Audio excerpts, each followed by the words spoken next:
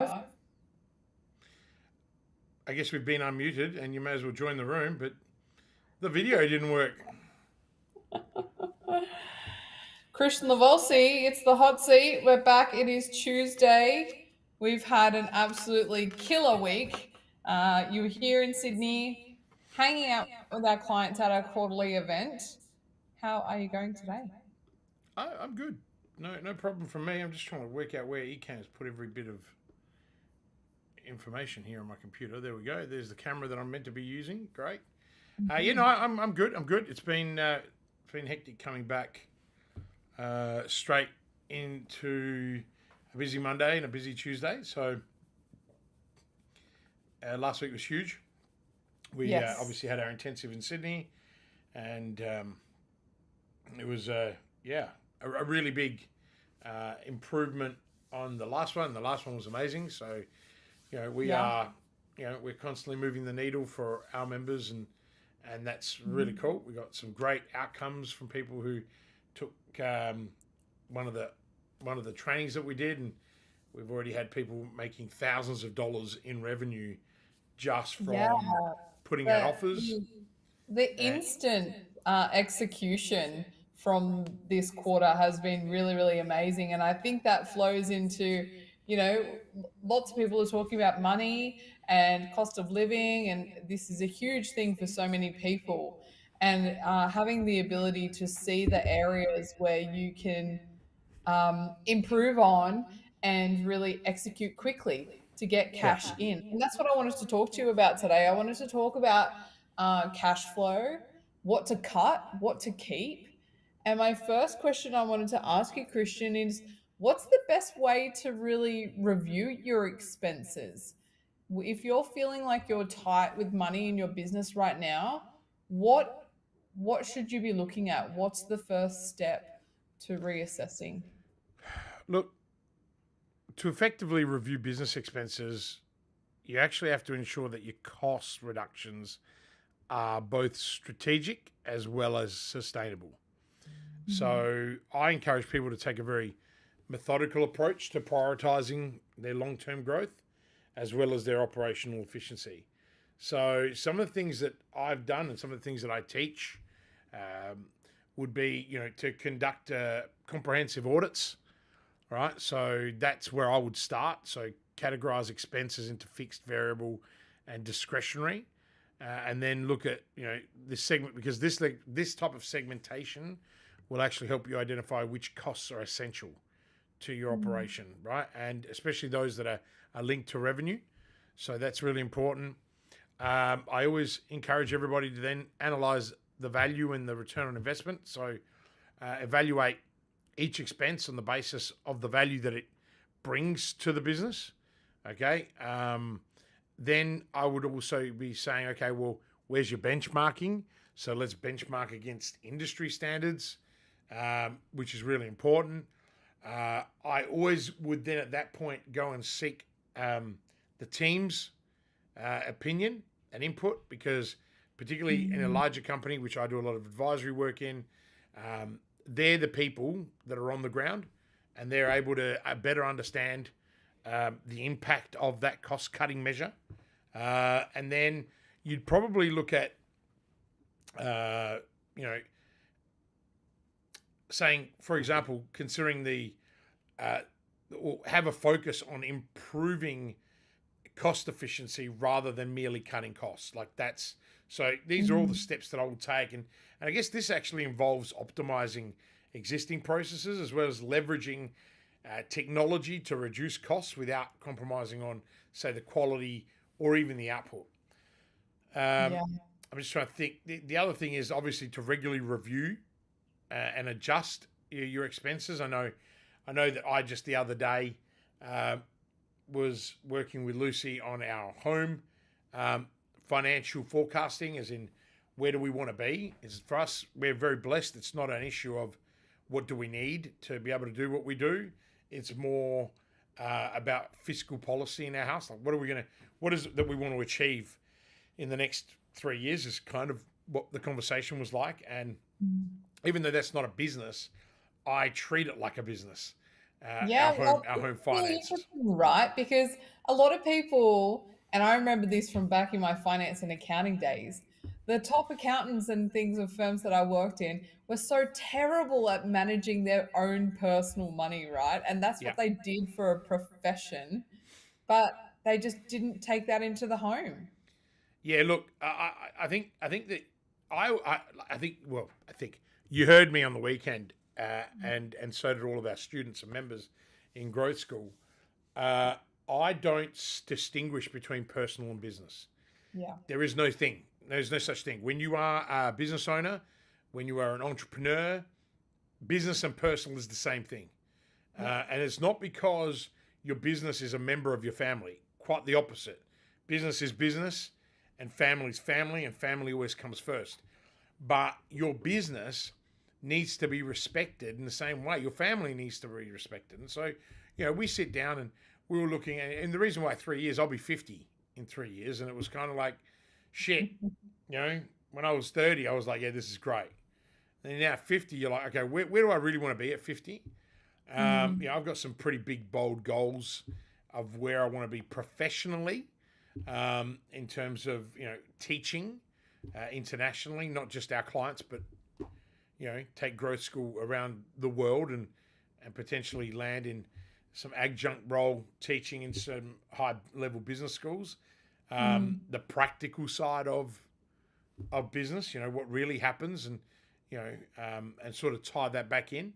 But I think what's really important is that then you match that with your financial ability. So we're buying another investment property at the moment, and we're saying, okay, well, how much money do we need to do that, and what's the impact of that? Our children have been at private school for since the day they were allowed to go to school. So we unlike other parents, don't have to budget that next part of our life. We've been budgeting for it Mhm. since we made the decision. I mean, Leo's been there 6 years already. So, for us, it's kind of like saying, okay, where do we want to be in 3 years? What do we need to do?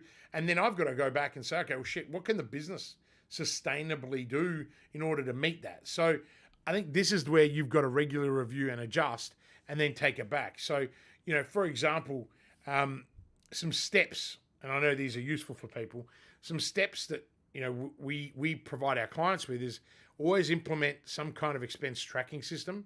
If you're using Xero or MyOb, just make sure that your bookkeepers are reviewing everything. I mean, we constantly review subscriptions because in the media company that we own, Bonnie loves subscribing to things. And then when she hasn't realized that their team's not using it anymore, it just keeps going. And so, you go, okay, well, hell, do we It's so need this? Do we easy to need. sign up to, right? It's so quick and Mm. easy to just go, oh yeah, I get a free trial, so I'll log in and then yep, I'll accept that subscription. Yeah. I think the thing is not just the things you sign up to. It's we tend to sign up to things on yearly plans.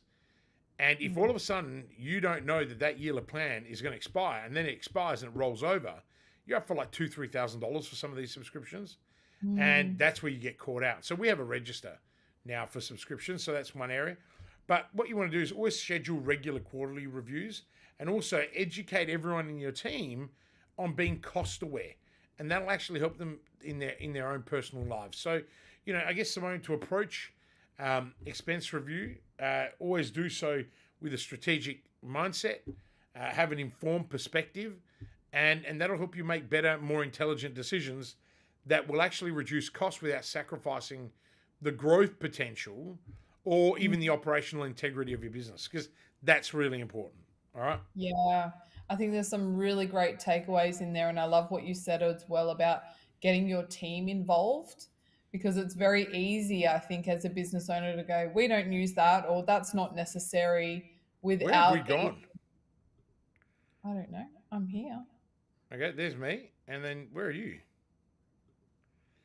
Okay, and then you're here. There you go. I don't know what's having a meltdown. My computer from the weekend intensive, or you know, and my other camera on my phone was connected. Right. Then, like, right, okay, Computer says no today. But yeah, I think that's really important. And it's something that we noticed as well, obviously, in the growth outsource, the virtual assistant company have, is that when people start to say, oh, money's getting tight, I need to stop my VA, or I need to stop the lead generation kind of activities. And it's really interesting to see or try and understand what's in the mindset, or where's the scarcity coming from in when that happens. Belinda is on and she's telling us that we're both back. You missed Oh, us, didn't you? Belinda, you had a great time at the intensive, didn't you?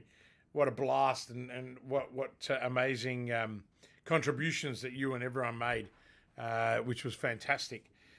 So I agree, Simone. All right, let's move into the second question. How often should you be reviewing your business expenses? Is this something you're looking at monthly when you're running your quarterly reports?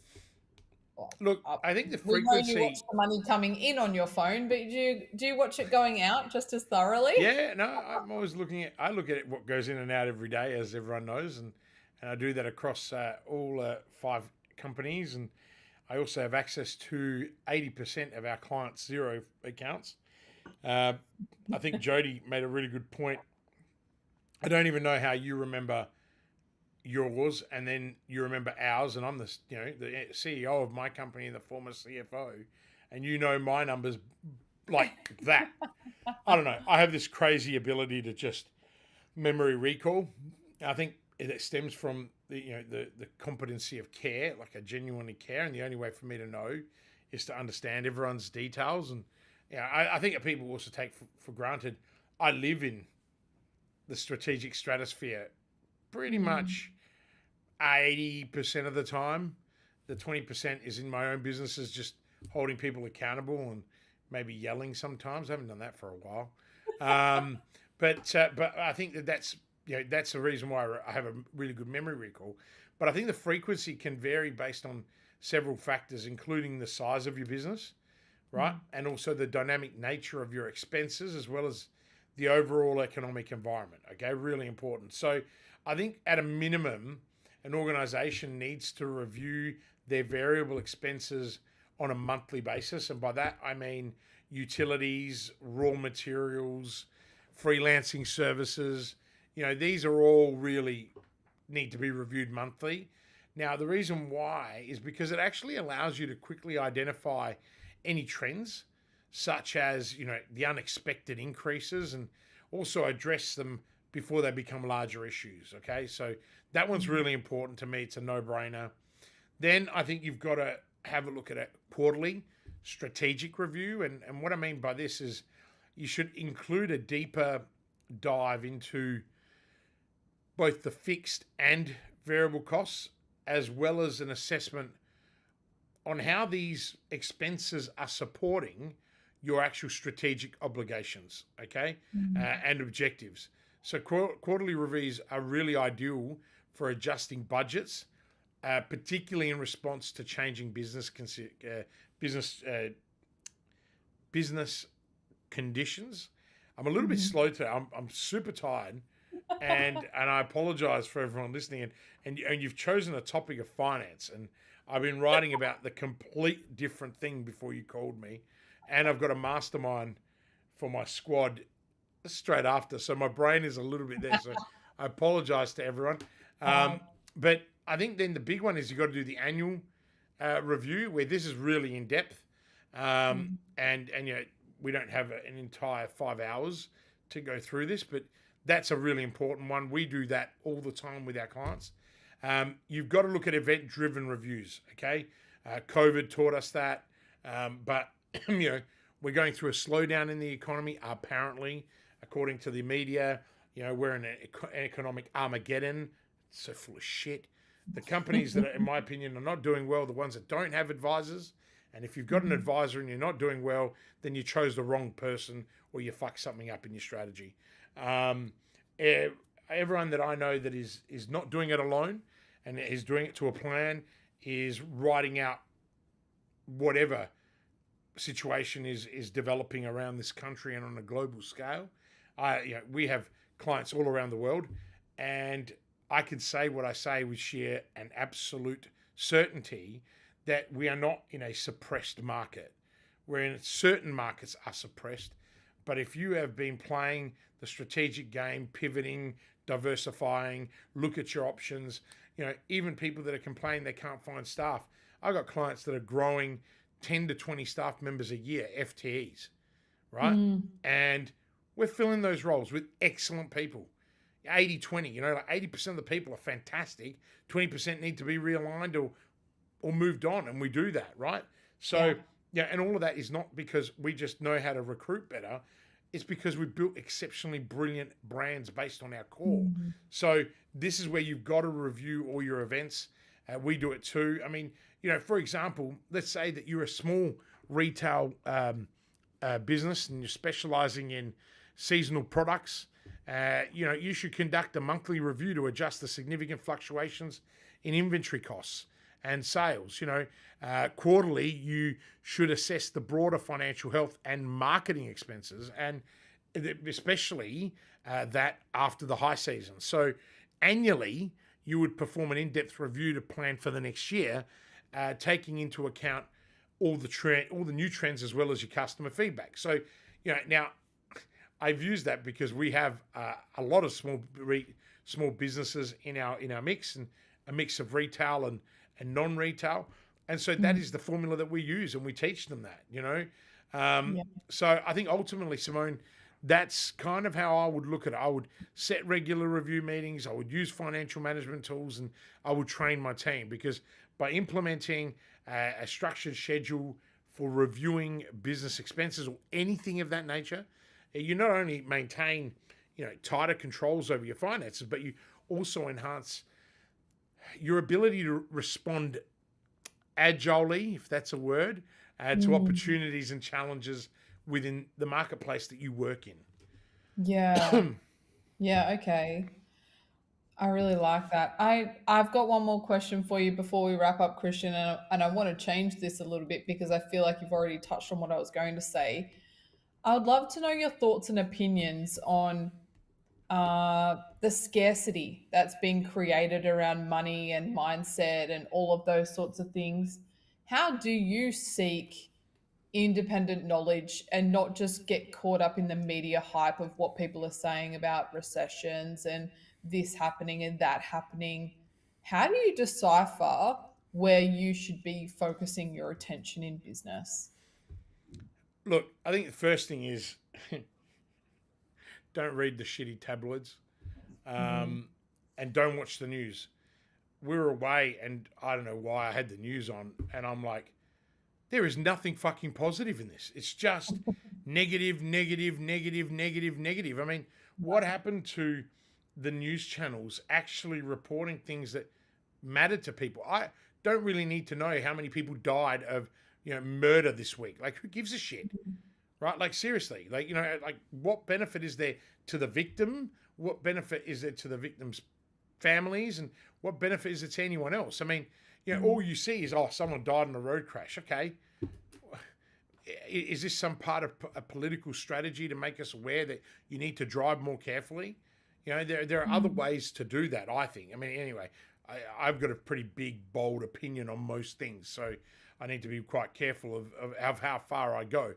But I think it's, I always say to people, educate yourself on the media literacy, right? So if you can't sustain from watching it, a lot of older people still believe the news is gospel, and they believe shit. Like, I just look at older people, and I'm old now, I'm getting older, and I just hope that people are unplugging from this, and, but they're not. Subscribership is up.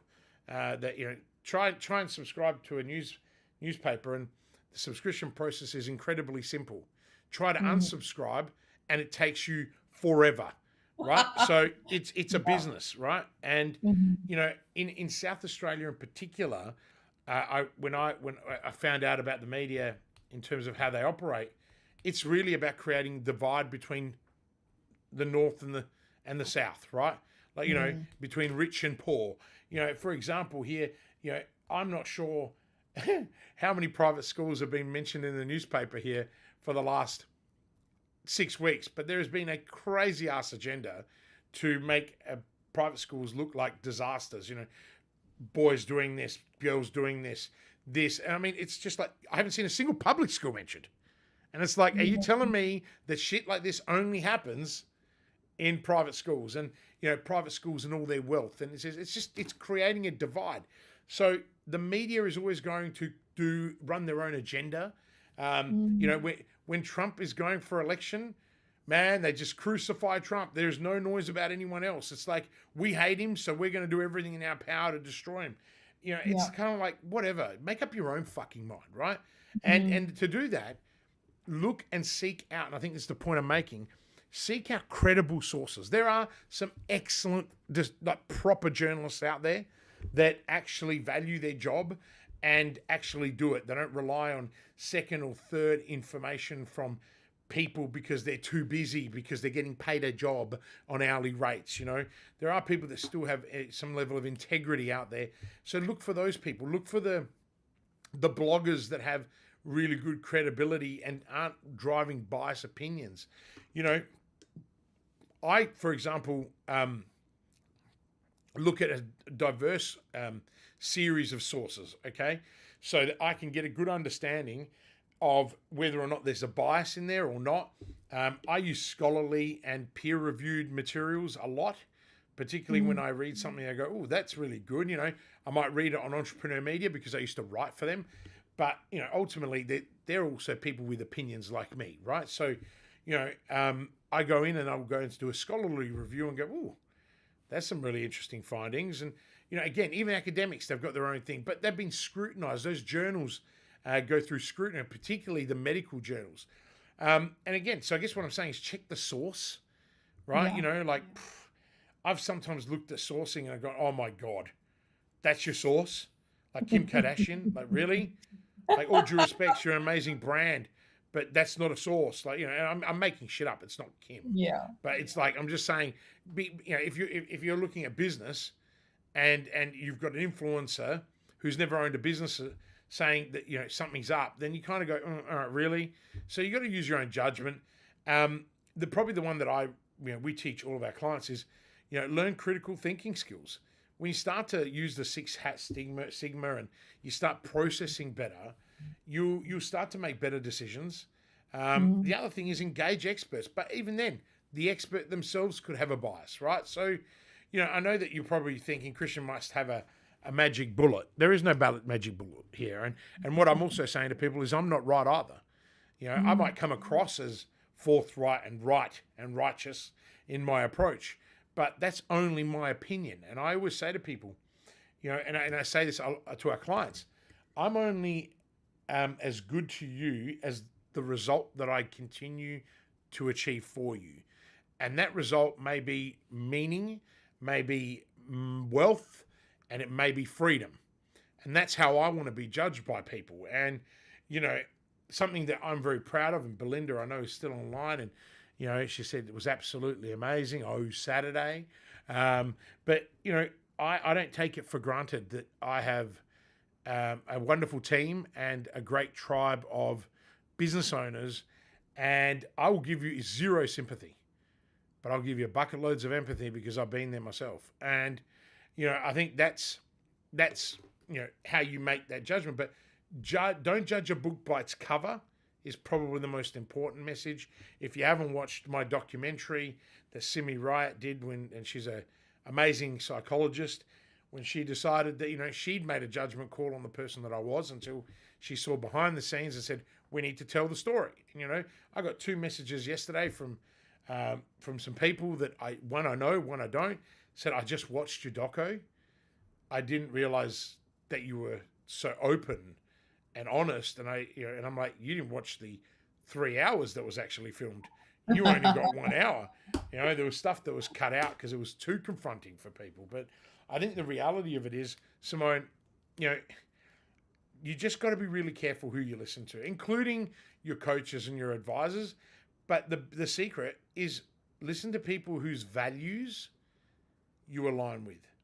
Right? I think that's probably going to give you... I have so many mentors and dear friends that because of our alignment, if these guys say, hey, Kristian, you're being a bozo, I pull my head in. Like straight away.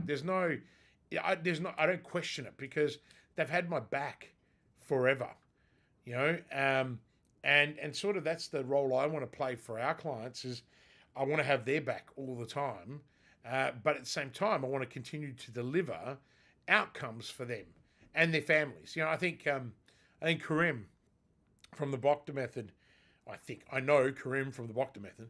You know, he almost he had me in tears at the end of the day when I thought we'd wrapped up and I was packing down and he grabbed remember the whole room and he stopped the room and he said, "I'm going to speak on behalf of me and everyone for in over 2 years you've changed my life and that of my family, and anyone who knows me knows that that is what I live for." Right? Transforming people's lives, but not just them, others. The impact that I want to have is not the impact just on my family. It's on you. It's on your family, Simone. It's on our clients. It's on the wider community. And that drives me. So I think that when you're talking about finances, like I said, we take our finances seriously at home and at work. And because work and home are the same, because we're business owners, we find a way to layer that through. Last night, on top of Lucy and I having discussion, we use Spriggy. It's a little app for the kids and they get their own little card. And we sat there and rebuilt all the chores that they need to do and how they work. And, I got stitched with all the expensive things. Lucy, because Lucy's got hers and I got mine. Hers are the everyday transactions as she defined it, like 70 cents, 50 cents. I get that if you get a merit at school, $50. If you get an A, it's, $50, $100. You get, because our children have to work really, really hard at school in order to meet, the standard. And it's just because, they're younger. Leo particularly is almost a year younger in his year group.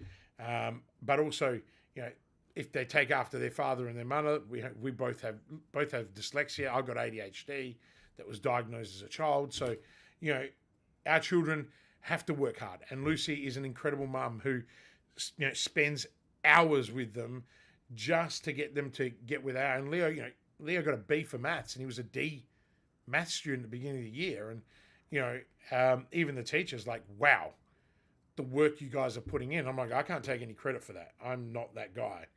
And so I'm really lucky that I've got Lucy, but we're trying to teach the kids that effort, right? So Leo gets like a ridiculous amount. I don't even remember what it is, but we agreed that so I don't know if your boys, but our boys, our kids, they get, there's a behavior learning thing and it's like never, sometimes, always. There's 4 categories. And Leo's always in the middle to the right side, the good side. And I sort of said, mate, I don't care about your grades because if you have the right attitude, you will win at life. I said, so I'm going to give you, I don't know what the number is, but it's a lot. If you can hit all 4 bars, but for every bar you don't get and it goes above this, I'll still give you something. And Lucy's looking at me going, oh my God, you treat this like a business, don't you? I'm like, it's all about KPIs, baby, right? And if you can teach a 9-year-old how to have KPIs, you will have tremendous success. Now, I realize you were meant to be on air at 12:30, isn't it? Yes. Yeah? So why don't you go, because you got to go and see our clients at Customers in Demand. You're running the live training. What are you teaching today? We are talking about offers. It's a follow-on from the weekend, but yeah, following through on the module, just what are people putting out there? What offers are you putting out there and how are you serving your ideal client? Well, you go see them because they need us. And thank you, Belinda, for being online, and thank you to the other, 2,311 people that weren't watching. No, seriously, it's always wonderful to have these conversations with you. Apologize to our viewers. I am a little bit knackered. I'm looking forward to the big week. The weekend. But yeah. Kristian Livolsi, this has been the Hot Seat. Thank you very much for your time and insights as always, and we'll be back next Tuesday. Cheers, Simone. I don't think the videos are going to work.